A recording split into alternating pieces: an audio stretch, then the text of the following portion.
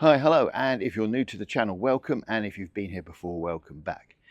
Now, we've got gorgeous weather in the marina today. It's about 5 degrees centigrade at the moment, a little bit chilly first thing in the morning, but it's due to get up to 16, 17 degrees later in the day, so fantastic. And when the winter weather breaks and we start getting some spring-like weather, what does a narrowboater's mind turn to but chores and tasks they need to do on board? And I've got a particularly tricky maintenance task to do, and that is replace a radiator. Never done this before. I've watched a lot of YouTube videos about how to do it, but I've never replaced a radiator before. The one in my bathroom has got a little pinhole leak in it, and it needs replacing. For the last month or so, I haven't been able to run the Webasto because it leaks out of the bathroom radiator. And I miss the Webasto in the mornings if it's cold, because basically it warms up the boat, warms up the bedroom and the bathroom before I go through to the kitchen. Plus it generates hot water, so that's another thing that the Webasto does. So I haven't been able to generate hot water on board easily, other than through an immersion heater, and the immersion heater is not that great. So today's task is to replace that radiator. How difficult can it be, and how much of a hash can I make of this? Anyway, whilst I'm out here, it's good to see the sort of side of the boat. This is the first time I've seen the side of the boat since I've polished it in sunlight, basically. So how's it held up over the winter? Well, the shine's gone off it. It's not as shiny as it was. If you watched an earlier video about me polishing the boat, you'll see that it was looking a little bit shinier. Ducks have been practicing on it again, I see. And hopefully, once I wash it and give it another wax, it will come up as shiny as it was just before winter. So we'll see how that goes. That'll be in a later video. But anyway, today it's radiator time. So let's see how that goes. So this is how I picked up the problem. A small pool of liquid kept appearing here, and it didn't feel like normal water. It had a slightly sort of slimy, slippery feel to it, which was caused by the protecting agent, the sort of antifreeze that's in it, in the system. And I couldn't find where this leak was coming from, and it took me a while to locate the pinhole leak. I don't know if you can see it, but there's a very small hole just there. I've scraped some of the paint away now so that you can see it a bit better, but there was sufficient fluid leaking out of there, out of the heating system, to cause problems. Okay, I've watched the YouTube videos. In fact, I've watched a lot of YouTube videos about radiators and how you take them off. I need to undo this nut here and undo this nut here, and I need to close these valves here and also the valve on this side, so that no fluid can flow through this system when I take the radiator off. Otherwise, I'm going to empty the whole of the Webasto heating system onto my bathroom floor, and I don't want to do that. Just for safety, I've got bathroom towels on standby and blue towel if it all goes horribly wrong. Now, when you do this, you're supposed to make a note of the number of turns that it takes to turn this one off at this end, the one that had this sort of cap on it, because that's to do with balancing the system. However, the system here I don't think is particularly balanced, because that valve was fully open on the right hand side. Now, I've got some kit to do this with. I bought this very handy sort of tray thing, and of course this is designed for a house where it should fit on a pipe coming up through the floor, and it doesn't, so I'll have to sort of rig something up with that. But the idea being is I loosen the nut over there, drain the fluid out into this, dump it in a bucket, and then I'm going to put it into the wastewater system at the marina. So that's what I've got to do now, or attempt to do, is loosen those nuts. Okay, so this is the plumber's tray thing here. The idea, or the plumb tub it's called. I need to hook that around the pipe there, and it should sort of rest there and then catch all the liquid coming out here. But clearly on a boat it's going to do that because the pipe's not coming straight out the floor. So I need something to put it on, and I think this bin will do the job. Will it? Yes, that does it. So that's in place now. Right, what I need to do is hold on to, go a bit wider, hold on to this bottom bit here, no, a bit narrower, hold on to the bottom bit here whilst I undo that top nut with an adjustable spanner. So let's get that lined up. Of course, in a house, they make all this look very, very easy because they've got lots of space. Okay, so I can't get that on here and get the adjustable spanner in, so I'm going to clamp that onto there. And then there goes, and there goes the liquid straight into my tray as I hoped. Okay, not as much has come out of there as I thought it would. Okay, that's got it loose.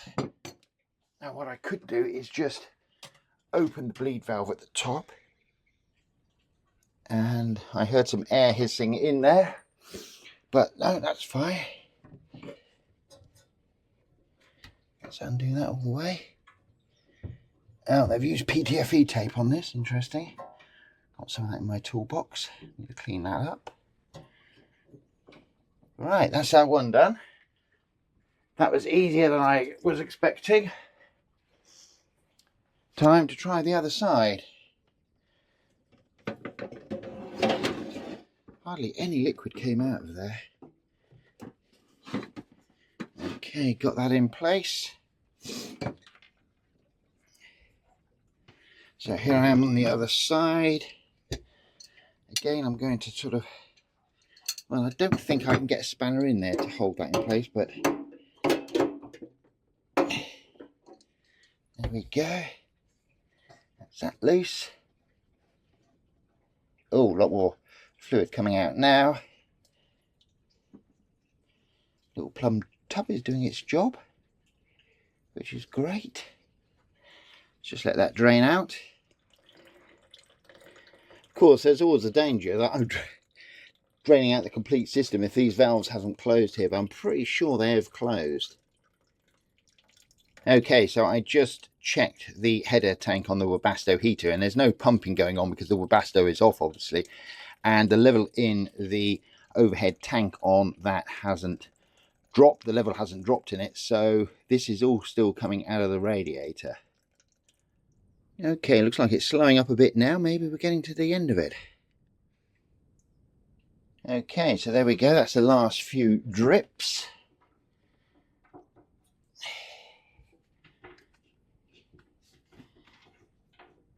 And that's the radiator disconnected. There. And there. Now it should just be a case of lifting the radiator off the wall, according to all those YouTube videos. Okay, so here goes. Oh yes, blimey, that works well. And there we go, one removed radiator. And so there's the radiator unboxed. Comes with some brackets and other bits and pieces. So let's get the wrapper off. And so that's the radiator unpacked. That's the back of it. It comes with brackets to mount it on the wall, screws to fix the brackets, and various bits and bobs that have got to be added to it, such as the bleed valve. They give you the option as to which side the bleed valve goes on. I did wonder how they managed that. So time to get it stuck on the wall and redone. But first I'm going to put in the new bleed valve. Now the brackets on the wall are the same as the brackets that came with the new radiator. And one of the things I've got to do is put in these little sort of plastic fittings here for the radiator to sit on so it doesn't sort of rattle around and get damaged. I wonder how many people forget to put these back on. Okay, so the next thing to do is put in the bleed valve. It's going to go into there. Okay, that's that out. Okay, so that's the bleed valve screwed in, and at the other end I just need to put a sort of stopper in so that we don't get a leak from it.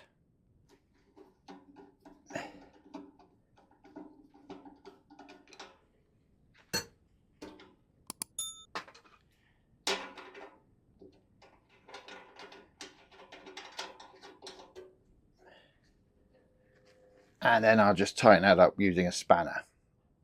Okay, the last thing to do is to remove the plugs from the bottom where the water's going to go in, and then hang it on the wall and plumb it back in.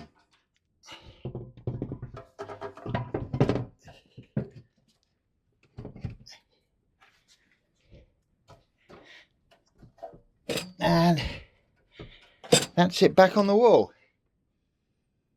Last thing to do is reconnect the pipes. Bleed it, commission it, and get it going.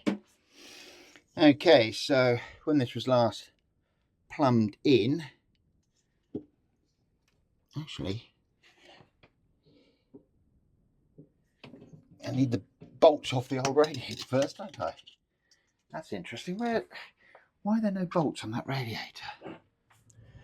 Well, it was all going so well with installing that new radiator, but it appears all the videos that I had watched were about taking off a radiator and putting the same one back on. So I didn't know that you had to remove the sort of bolt connections at the bottom of the radiator and use those on your new radiator or buy new bolts. And the thing is I haven't got a tool that will actually get in there and remove it. It's a sort of large hexagonal type nut arrangement, so I need something to put in there to take that old one off, or I need to buy some new ones. Now luckily for me, just down the road I've got Wickes, I've got B&Q and all those sorts of places, so I'm off down there now to go and get the correct tool I need, or a replacement bolt arrangement to go into the actual radiator. So B&Q or Wickes, whatever it's called, here we come.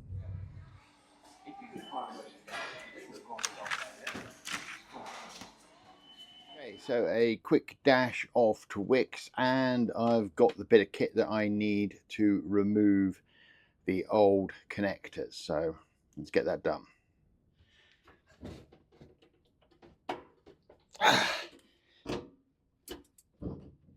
Oh, God, I don't know how to put those in, but my God, that's tight. Wow, that was seriously tight in there. Let's remove the other one.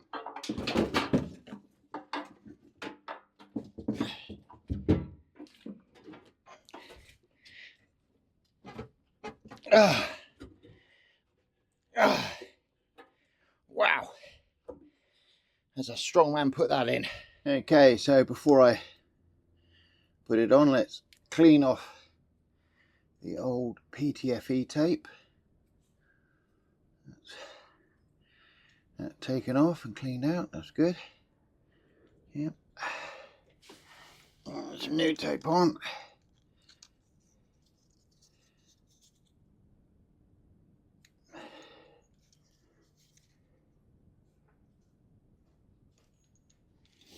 Yeah, since I've used PTFE tape.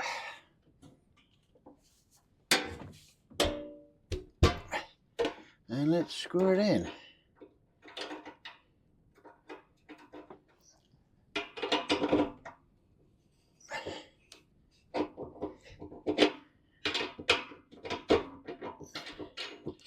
Okay, that's that one in. And now the other end.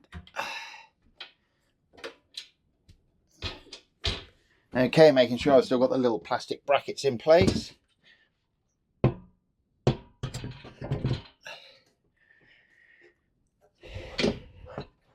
And there we go. Hung. So I need to clear off the old PTFE tape here. So cleared off. Slightly concerned where that pipe flops down. I've already cleaned the other one off. Okay, so apply some new PTFE tape to this joint.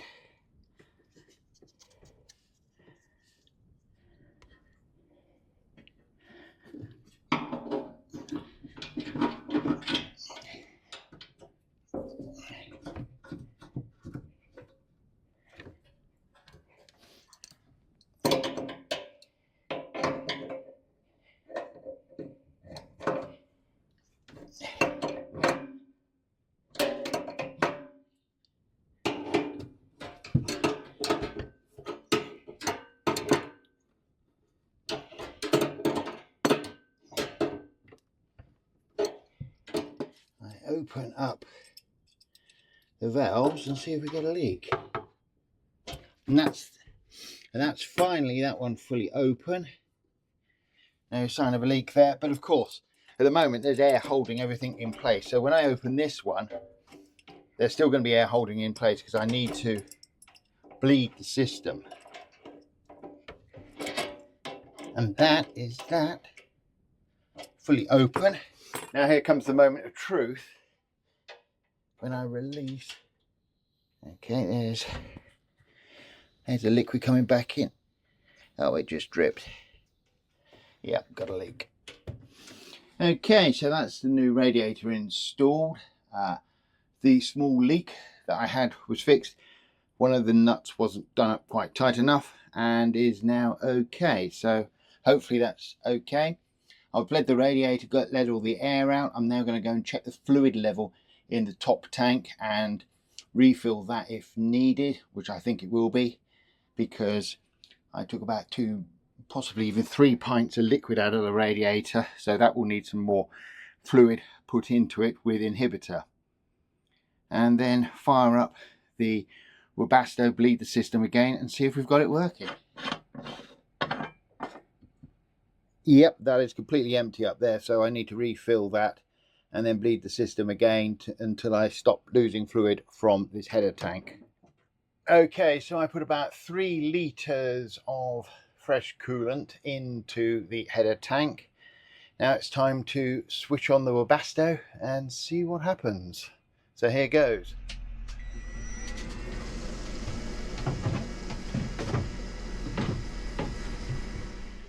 Okay, so that's the Webasto switched on. It's making its usual noises. I could hear a little bit of air going through the system.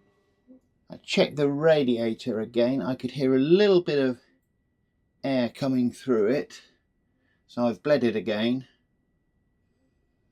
And what I'll do is I'll just run it now whilst I tidy up, and then bleed it again to see if that's got it sorted. Well, that's the new radiator installed. It took about 2.5, nearly 3 litres of coolant back into the system. I had to keep topping up that header tank and bleeding it. I've run the Webasto, I've got hot water again, which is fantastic, off the Webasto, and the radiators heat up nicely, which is fantastic news. I've bled the radiators again, well, that one again, and there doesn't seem to be any air coming out of it, and the level in the header tank hasn't dropped. So fingers crossed that I've got it all sorted out and it's all resolved now. So that was how not to install a radiator or a new radiator on the Narrowboat. What I learned was it took a lot longer than I anticipated. I didn't have all the correct tools because all the videos that I'd watched was basically dropping a radiator off so that you could do some painting and decorating and then putting the same radiator back on. So I didn't have that sort of very fancy Allen key, the large Allen key that I needed to screw in those 2 bolt arrangements at the bottom. But anyway, it's all done now and it's all working, which is fantastic news. Anyway, that's it. If you've watched it for this long, thank you very much. On the screen now, you will see a QR code, and if you scan that, that will take you through to a free newsletter about the Grey Wagtail, where I sort of put out announcements when I'm publishing a video. So you get a sort of heads up that a video is out and you get it delivered, or a link delivered to it in your inbox. Don't forget to give it a big like and a big thumbs up if you found this particular video useful, entertaining or informative. And please also consider hyping it. There's this new hype button that I keep seeing and I keep forgetting to mention it, so please give it a hype. Anyway, thanks for watching for this long. Bye for now.